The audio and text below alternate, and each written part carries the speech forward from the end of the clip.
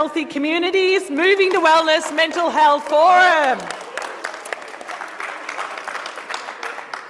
We're your MCs for today. I'm Vicky.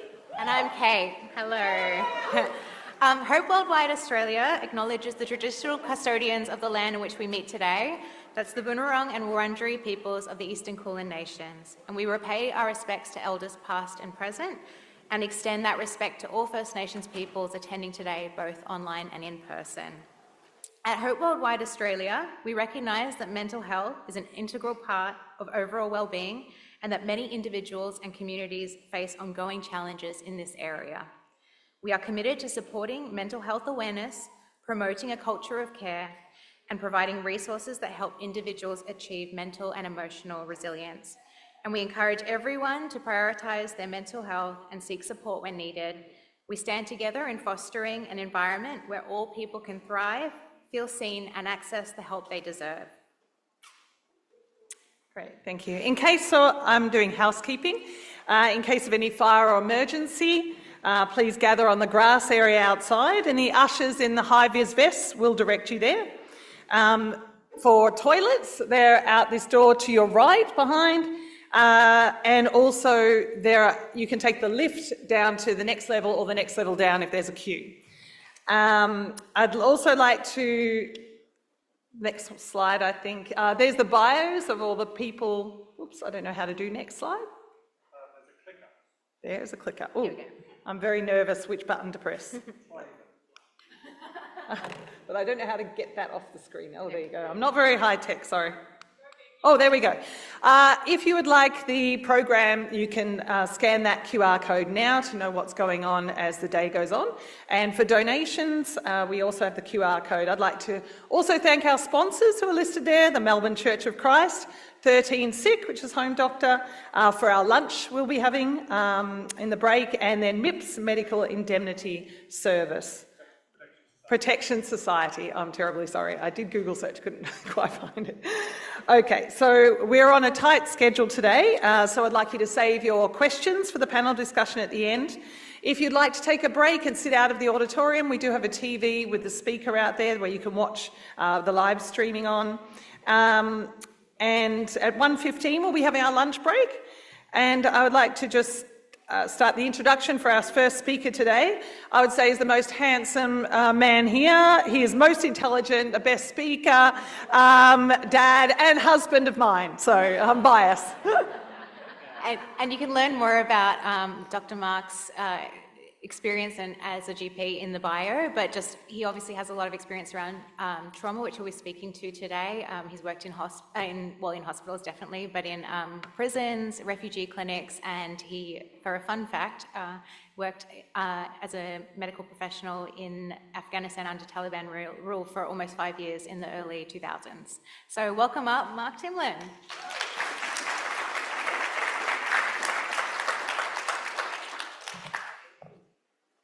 Good afternoon. So I'll push this up, and thank you to the lovely MCs. Definitely Vicky is the most attractive and beautiful. I'm going to be talking about healing of trauma, and particularly EMDR and SchemaTherapy. And I put my timer on because I think, goodness me, that's two big topics in less than 30 minutes. So please switch on, switch off devices, and I'll take you coffee speed through this. So it's an overview. I've been working in these interventions for the last few years. That's me in my high school clinic. I really enjoy seeing high school students. The Lego there, I don't know whether it's more for me or for the students. That's my clan. We went recently to a Marvel movie, Thunderbolts, I think it was called, and we are supposed to be the Thunderbolts there. So trauma. I think we need to digest the world statistics because they are shocking. In terms of direct violence, we have over 2 billion people living in areas of conflict, war zones. 1 billion children abused every year. 50 million people living in modern day slavery. 1 in 3 women experience domestic violence. 1 in 3 children bullied each month. 1 in 6 people, seniors, 60 years and plus, experience abuse. And so there is need for healing. We also know that adverse childhood experiences, or short acronym ACEs, damages our physical and emotional health. All these slides will be available, so you can actually download them, and also the link there if you want to calculate your own ACEs. And an ACEs score of 4 and above leads to early death. And so these things are real, and they're there and they're around us. And so we do need to take action. So I'll start with EMDR therapy. 12 years ago, maybe 14 years ago now, I remember walking through the refugee clinic and seeing this EMDR brochure. I picked it up and thought, how on earth could you treat things like PTSD, trauma, with moving your eyes? And I thought, that sounds like a load of rubbish, and I put it back down again. A few years later, I picked up this book, The Body Keeps the Score, and I read through Van der Kolk, his journey as a physician, and realized, wow, there's so much research to show the impact of trauma on the brain, on the mind, your emotions, your thinking, your functioning, and the body as well. And then I revisited EMDR. I thought, wow, there's something in this. I need to learn this. So a few years ago, I trained in EMDR. So what is EMDR? Well, I thought I'd start by showing a brief video. This is on the website EMDR of Australia, Association of Australia, so you can also check that out.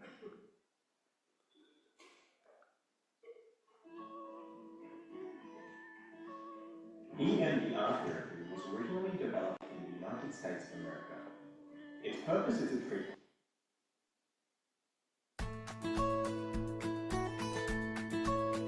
EMDR therapy was originally developed in the United States of America. Its purpose is also known as PTSD.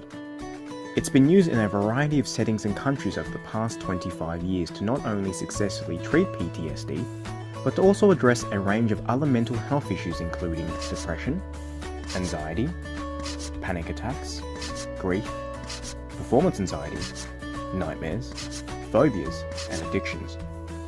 EMDR therapy first began in 1987 when psychologist Dr. Francine Shapiro made the observation that eye movements can reduce the intensity of disturbing thoughts under certain conditions. Dr. Shapiro studied this effect scientifically and in 1999 reported success using EMDR to treat PTSD. Since this initial discovery, over 30 scientifically rigorous studies have proven that EMDR therapy is one of the most effective treatments for trauma. EMDR therapy is now endorsed by many reputable bodies including the World Health Organization. A typical EMDR therapy session lasts between 60 to 90 minutes. The type of problem, life circumstances, and the amount of previous trauma will determine how many treatment sessions you might need. During EMDR therapy, your therapist will work with you to identify a specific problem or memory as a focus for the treatment session. As you recall this disturbing issue or event, and what you think and feel as you remember it, your therapist will invite you to follow a side-to-side movement with your eyes. These eye movements are used until the memory you have becomes distant and less distressing, so new positive thoughts about yourself can emerge and be matched to the original issue or memory. EMDR therapy does not involve homework, is often quicker than other trauma treatments, and its benefits continue to be experienced and grow long after treatment is finished. For more information on EMDR therapy, and to find an EMDR therapist near you, please visit www.emdraa.org. I often go back, thank you, the person on sound, Emil, you're amazing. I start off by the story. So back in the early 90s, the person who's doing photography is calling me, but I can't actually answer this call, sorry. Say Shapiro was walking in a park in California in the late 80s, and she was thinking about some disturbing thoughts, And then she noticed that they went suddenly down, and she reflected, what was it? And she realized, oh, I was moving my eyes from side to side.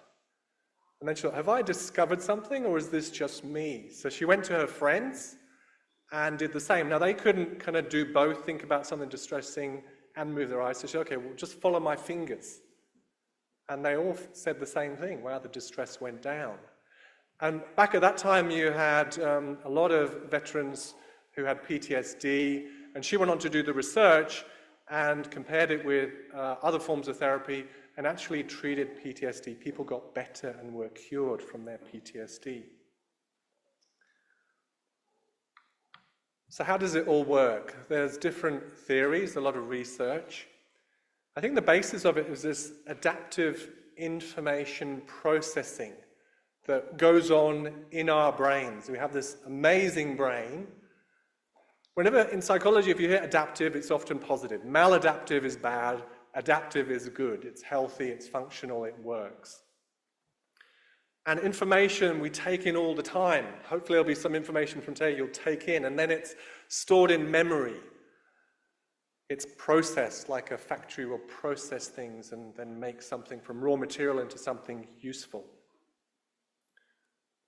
When trauma happens, it kind of gets stuck. We get stuck.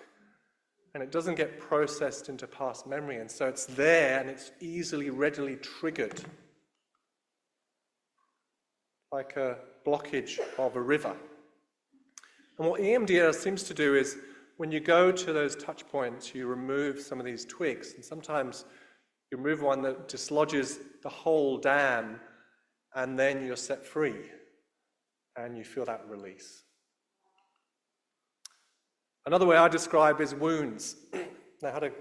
My son rang me up the other night. He says, I've got my thumb, or my finger's bleeding.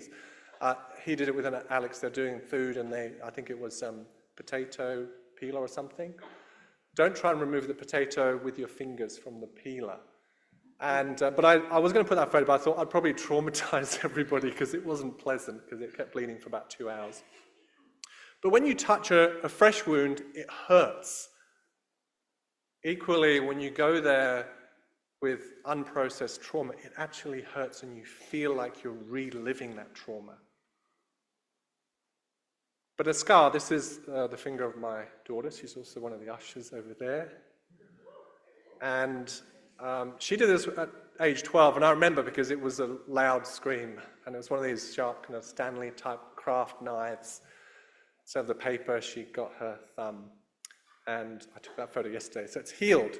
So you can touch it, doesn't hurt, but she still remembers it. So unprocessed memory hurts when you touch it, when you go there, whereas processed memory doesn't. And that's what happens in the EMDR. So this is, I've hidden some of the details there for privacy, but this is feedback from someone who I saw and went through EMDR therapy with myself. I've had a very positive experience with seeing Alan, and she was seeing him for physio to allow her body to move and heal. And Mark, I have more movement in my body. I had a great outcome with Dr. Mark. I was blown away by the way I felt when I left the doctor's room. I felt even better the next day. Because again, the brain just wants to heal, it just can keep on going by itself. I left the doctor's room, I felt even better the next day. I felt lighter and happier, like my life has made me feel stuck. And when I woke up, I felt unstuck, and this feeling of purpose again. I'm thankful for all the support I've received, and it will never be forgotten. Thanks to all the people who have had a smile and made me feel welcome. Once again, thank you. We're going to have a case study. This is a made-up case, but again, taken from situations with all the speakers. We'll have a couple of speakers refer to this case, Maddie, and at the end, we'll have a bit of a panel discussion.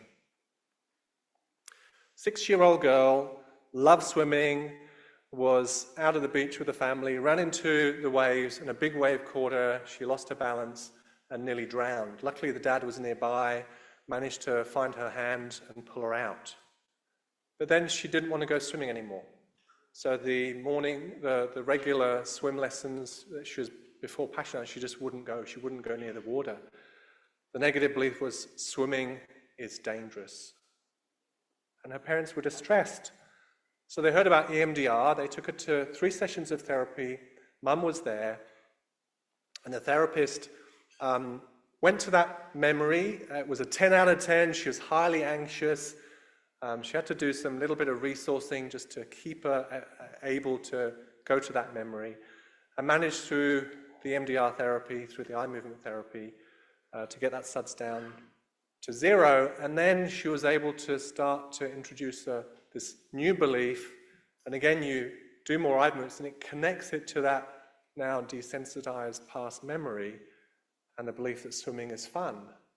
And she went away saying, wow, swimming is actually fun. So she was no longer anxious. She ran into the water again. She was happy.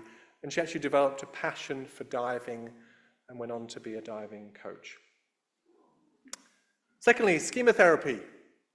So my journey, or my introduction to SchemaTherapy started on an international conference. There was a speaker who had actually diabetes, was really sick, and I had to take him to hospital.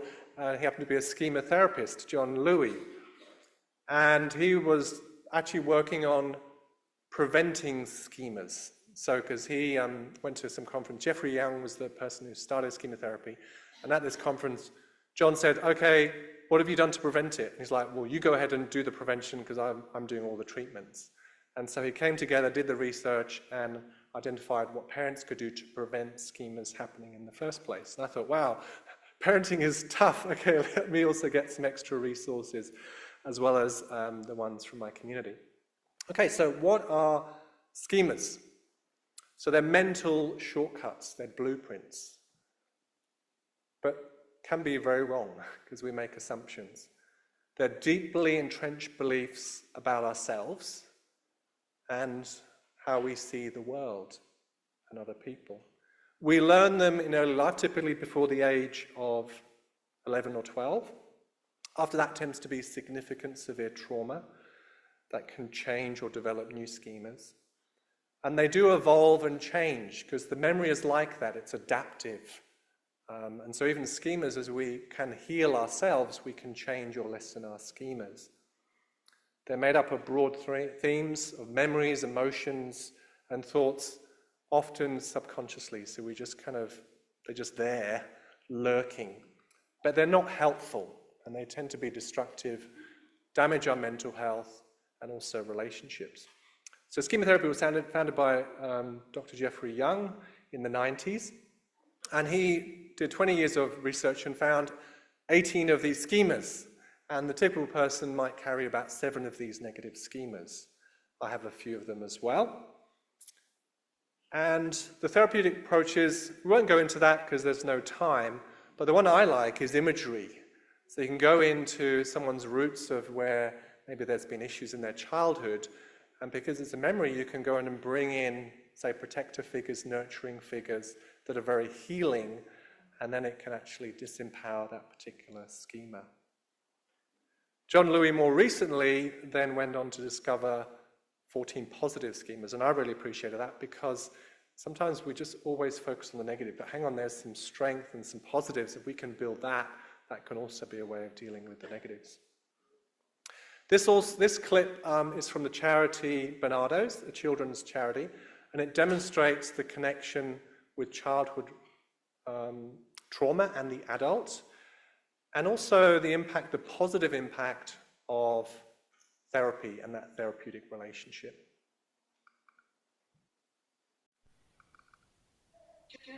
Do you want to just come through, take a seat? Do you want tea or coffee or anything? I'm alright for the time being, thank you. Okay. You look really well. What have you been up to? Lots of rock climbing, lots. That sounds good. So, how's life these days? Yeah, things are good. Got a job, got a girlfriend, got a little boy. I never let him go for what I went through. Still having the nightmares though. But my anger's under control. I trust people more. I'm getting a bit better now. You know, it's like I can see a way out. That one from Bernardo's is alright. We talk a lot. And I trust her. Everyone else can just do one. Woman from Bernardo's doesn't give up. Keeps asking why I nick stuff. Do drugs, hit people. I told her where to go. Told my foster parents where to go. just like the last ones. Don't trust no one. I ain't changing ever! They laughed at me at the bus stop. Said I was thick. Won't say that again.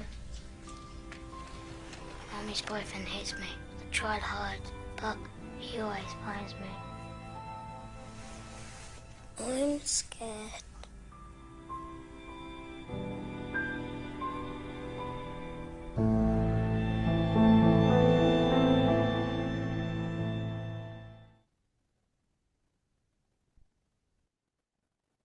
In the home.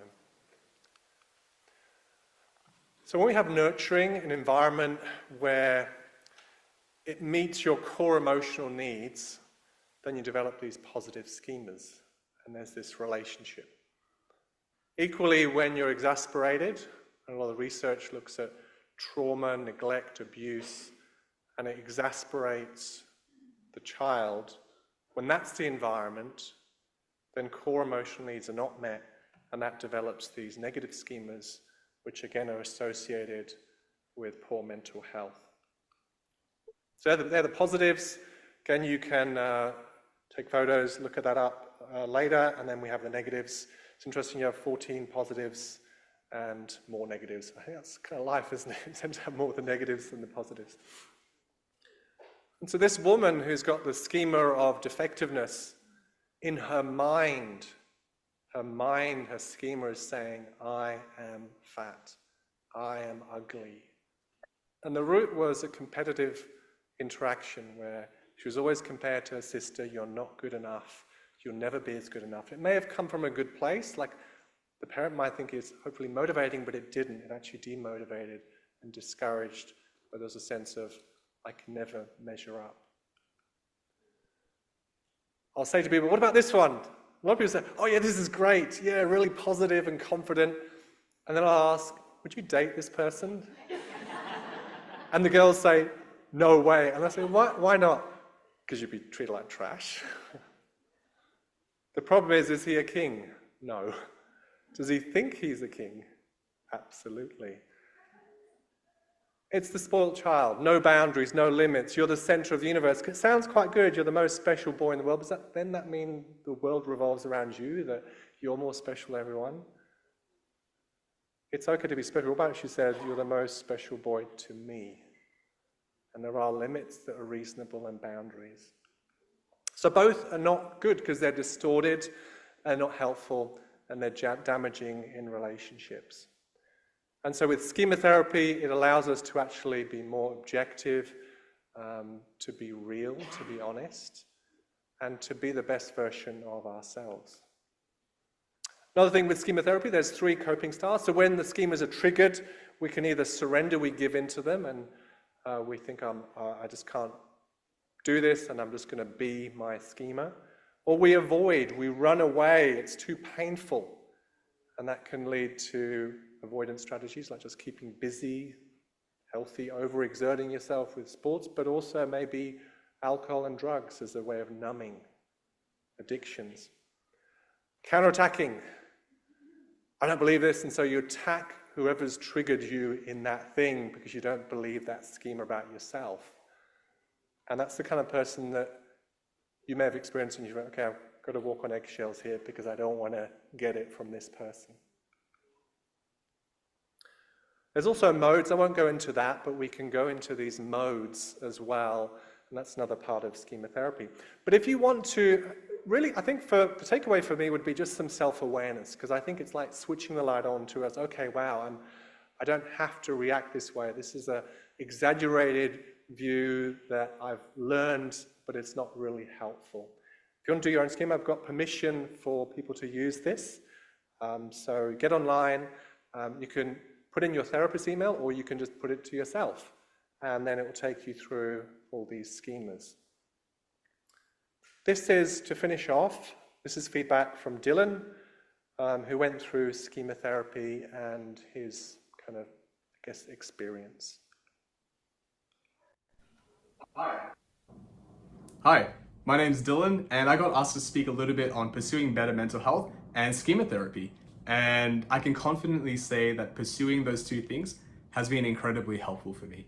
I can remember starting out this journey a couple years ago by going to my first therapy session and just feeling really, really nervous, but also that something was really wrong with me to have to be there in the first place. And I had a really negative outlook on SchemaTherapy and therapy in general. But I've learned since then, actually, that therapy is not for broken people or even because I'm broken myself, but it's really because I wanted to learn tools to better help myself. And I'm very grateful for the people that supported me along the whole way, and my family and my friends and my clinicians. I feel like I've really been able to learn a lot about myself, and I'm really excited to keep learning more as the journey goes on. I really feel like I've learned more about my emotions, my thinking, my patterns of thinking, and even schema-wise where they come from. I've learned what works for me, but also more importantly, what doesn't. And I feel more confident to be able to communicate those things and actually stand by my values and vulnerably communicate what is good for me. I feel like I am a more confident and self-possessed individual as a result of all of that. And even as a Christian, this has helped me a lot in my faith. I feel like I understand God's love so much differently now. And for once, I can actually accept that God loves me. And I feel like I understand him and the cross and Jesus and what he's done for me in a whole new different light now. So if you're looking to pursue SchemaTherapy or you're looking to pursue better mental health, I would highly encourage it. I can remember feeling tentative and worried about it, but it's worth the plunge. And if it's something that you're interested in, speak to people. There are fantastic resources out there and there's fantastic programs. And I know that help is out there. So I would highly encourage it and I would highly advocate for that. So in conclusion, may we all move to healing in our mind and body. Thank you for listening.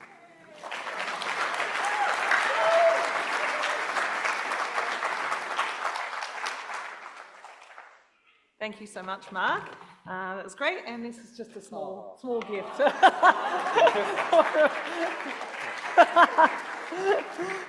Not everyone gets a kiss, so that's special. I'd like to just apologise about the temperature in here. I did contact security, and I'll be calling them again after this to ask about that because they said we did fix it up. So I was like, oh, okay. And I just want to encourage you, another housekeeping, if you don't have a name tag yet, please visit the registration table in the lunch break. Even if you've registered online, they'll give you a name tag, which is just nice to be able to chat. And also, if you haven't registered, you can register there. And I did want to share just briefly,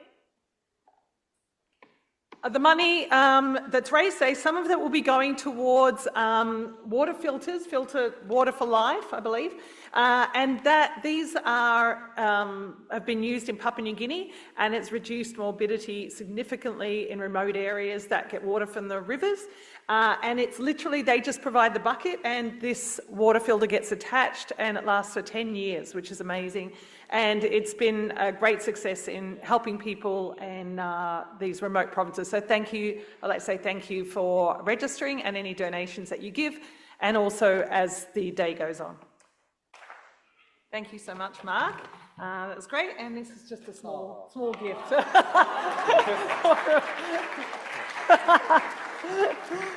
Not everyone gets a kiss, so that's special.